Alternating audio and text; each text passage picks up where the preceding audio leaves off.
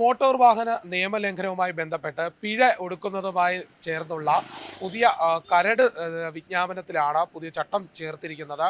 അതായത് പ്രധാനമായും ഇനി പിഴ ഒടുക്കാത്തവർക്ക് വാഹനത്തിൻ്റെ രജിസ്ട്രേഷനുമായി ബന്ധപ്പെട്ട കാര്യങ്ങൾക്കും ലൈസൻസ് പുതുക്കുന്നതുമായി ബന്ധപ്പെട്ട കാര്യങ്ങൾക്കും അധികൃതരുടെ സഹായം ലഭിക്കില്ല.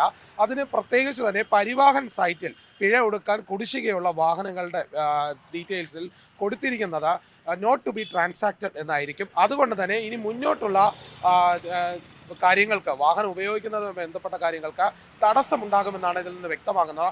അതോടൊപ്പം തന്നെ ഈ വാഹന പുക പരിശോധനയിലും ഈ തിരിച്ചടി ഉണ്ടാകും.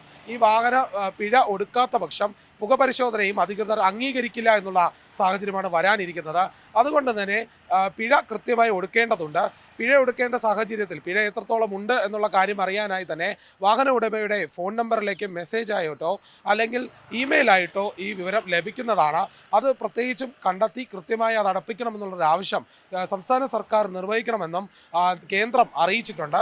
ഏതായാലും ഇത് വളരെ വൈകാതെ തന്നെ നിയമം പ്രാബല്യത്തിൽ വരും. അതോടുകൂടി തന്നെ വാഹനം ഉപയോഗിക്കുന്നവർക്ക് ഇത് വലിയൊരു തിരിച്ചടിയാകും. പിഴ ഒടുക്കാതെ തന്നെ റോഡിൽ വാഹനം ഇറക്കുന്നത് വലിയ ഒരു ബുദ്ധിമുട്ടായി, ഒരു പ്രതിസന്ധിയായി മാറാനുള്ള സാധ്യതയാണ് ഇതിലൂടെ കാണുന്നത്.